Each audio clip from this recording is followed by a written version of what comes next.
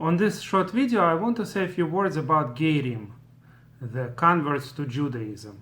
And the reason I'm making this video now is because in this week's weekly reading in Parshat Yitro, of course, we read the Aseret Hadibrot, the 10 sayings, not really 10 commandments as I mentioned in different videos. There are more than 10 commandments here, but 10 dvarim, 10, we could say, sentences, 10 sayings that our people heard at Har Sinai, the revelation at Sinai. And there, with regards to the mitzvah of Shabbat, it says that we have to rest, and the Gerim in our midst have to rest. So which kind of Gerim is this talking about? And exactly why does it have to mention that on Shabbat the Ger has to rest? The Ger, when he or she converts to Judaism, has to keep all the commandments. So what's exactly is the additional information that they have to rest on Shabbat? So first I want to mention that the Ger that's mentioned in many places in the Torah could sometimes mean Ger Toshav and sometimes Ger Tzedek. For example, in one place the Torah says that a certain animal that's not kosher for us can be given to a Ger. Now, this is talking about Ger Toshav, a non-Jew who did not actually convert to Judaism, but did accept officially the 7 mitzvot bnei Noach, the 7 main commandments, the minimal moral obligations that are obligatory on all people. And in order to live in Israel in those times, one had to accept those 7 commandments. And the person of that kind would be called Ger Toshav, something like a green card in America. It's not a full citizen, and the person with a green card has a permanent resident status. He or she can live here, they cannot vote, they have certain other disadvantages, but they're allowed to live and they can hold a job. So Ger Toshav may be in somewhat similar situation, that it's a person who is not a full citizen, meaning not a full Jew, but a person who is a permanent resident. That would be just a somewhat loose equivalent. So sometimes when we see the word Ger, it can actually mean Ger Toshav, and we'll get back to this point a little bit later. But I first want to discuss the well-known, or people might think it's a well-known fact, that Ger Toshav only keeps the same commandments as regular Ben Noach, meaning all that Ger Toshav has to accept is the regular laws of Bnei Noach, the regular Noachite laws. Is that really true? It's true according to some opinions, but it turns out that there are other opinions too in the Talmud. There are actually opinions in the Talmud that Ger Toshav kept Shabbat to some extent. That Ger Toshav accepted partial keeping of Shabbat, either like Chol HaMoed, like we keep intermediate days of the holidays, or even like Yom Tov. So we know, of course, there are certain things that we're not allowed to do on Shabbat, but are permitted on Yom Tov, like carrying stuff outside, cooking, and certain other things. Lighting fire from existing fire. All of that on Shabbat is forbidden, but since it's needed for preparation of food, like the Torah says, that anything that's needed for food preparation is permitted on Yom Tov. So on Yom Tov, on a holiday, one can do certain things that on Shabbat are forbidden. So there's an opinion that in fact a Ger Toshav kept Shabbat like we keep Yom Tov, meaning he kept partially Shabbat. Very interesting.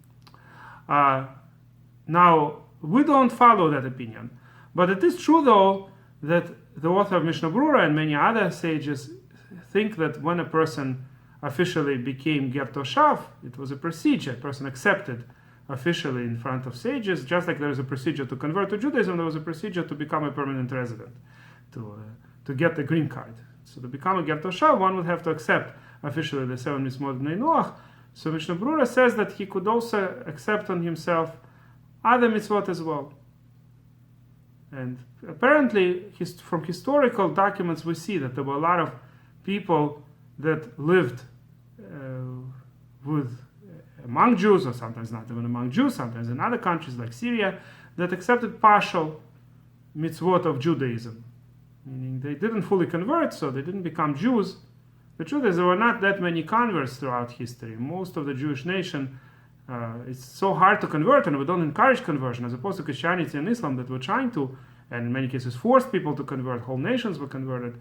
Judaism doesn't do that. We discourage conversion because we believe that a person can be moral and righteous and Hasid and Tzaddik even if they're not Jewish. You don't have to be Jewish to be righteous. There's a famous story that a certain Hasid, Hasidic movement today, of course, when we say Hasid, we mean a person belonging to Hasidic movement, as opposed to what the word originally meant, righteous, just a person who is righteous. So I mean that person who is Hasidish, who belongs to Hasidic movement. So he sees somebody else and thinks that this is also a Hasid. So he says, "Are you Hasid?" He says, "Yes, I'm Hasid." And then this other person starts eating non-kosher food. And this Hasid is shocked. How could you eat non-kosher? So he says, "I didn't tell you I'm Jewish. I said I'm Hasid. I'm righteous. Yeah, I follow the 7 mitzvot bnei Noach, but I'm not Jewish." So the point is that we don't really encourage, and certainly we don't force anybody to convert to Judaism.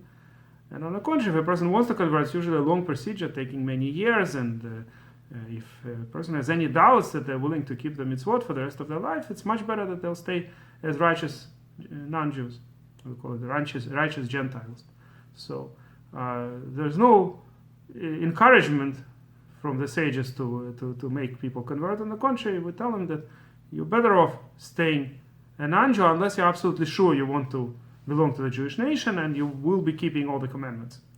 So, given all that, the number of true converts, Ger Tzedek, righteous converts as we call it, Ger Tzedek, was relatively small. I think in today's generation it may be more than ever before. I mean, actually, throughout history in most countries of the world, they simply didn't allow anybody to convert. When Jews were exiled to Europe and to Muslim countries, in both Christian and Muslim countries, in the vast majority of cases, they would forbid conversion and would kill anybody who is found to have converted and whoever helped them convert. So, generally speaking, the Jews were very rarely accepting converts, although in our generation there are more. But there were times, especially in ancient times, when there were a lot of non-Jews who started keeping certain commandments of Judaism. And in some countries, in some places, there were a lot of such non-Jews. Apparently, that's who the Megillat Esther calls Miteahadim.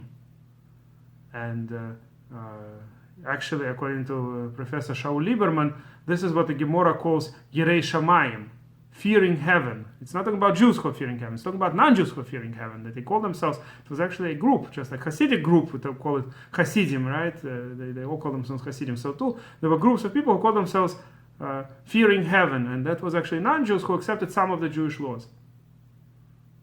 At any rate, coming back to our Parsha and the mitzvah of Shabbat, when it says your ger shouldn't do work, it could be a special emphasis that even a person who is converting, of course he has to keep all commandments, but especially Shabbat is the central commandment, and the Torah emphasizes one more time that a ger has to keep Shabbat. It's not too unusual for a Torah to emphasize. Of course, Shabbat has so many different laws and intricacies, so it could be that the Torah just emphasizes that gercha, you should make sure that the gerim also keep Shabbat, especially those who don't know the laws yet.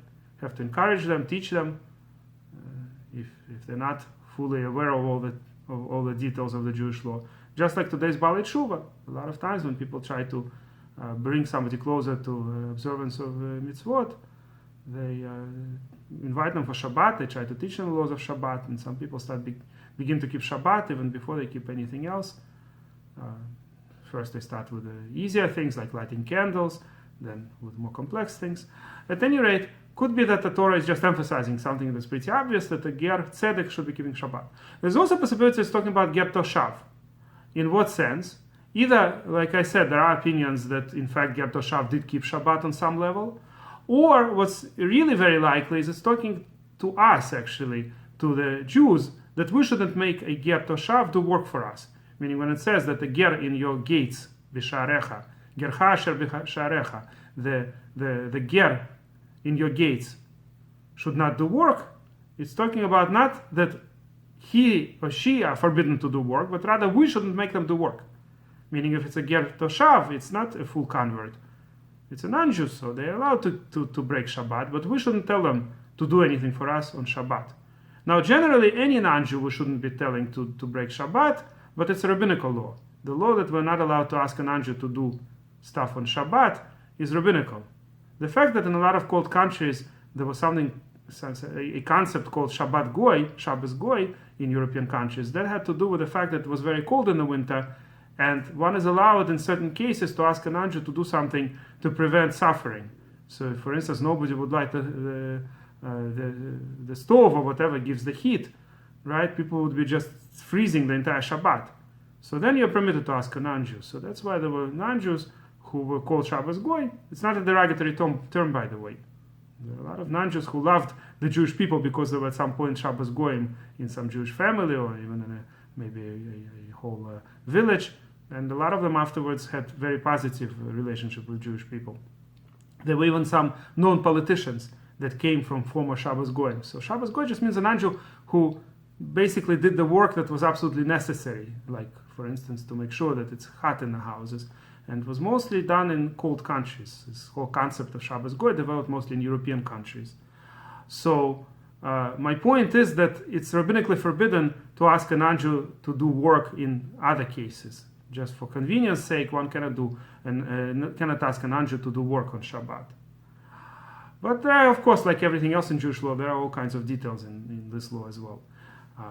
Whether what we're asking them to do is rabbinically forbidden or biblically forbidden, whether we're asking the non-Jew to do work on Shabbat itself or on the Ben Hashmashot, in twilight time when it's maybe Shabbat started, maybe it didn't. I won't go into all the detailed laws, but what I'm trying to say is that a regular non-Jew who is not a Ger Toshav, biblically there is no prohibition to ask him to do work. But a Ger Toshav, it could be that this verse actually hints that the Ger Toshav should not be doing work at all for us. Meaning we cannot ask them to do any work on Shabbat, even under special circumstances, like for sick people or whatever, if there's no danger to life I'm talking about, right? When there's danger to life, even Jews do work, obviously, to save life. But when there's no danger to life and it's a question of big inconvenience or suffering, then we wouldn't be able to ask a ger who is Ger Toshav, possibly. So maybe that's the ger it's talking about. So on this I'm going to end for today. And if you like this video, please press like and please subscribe to our channel.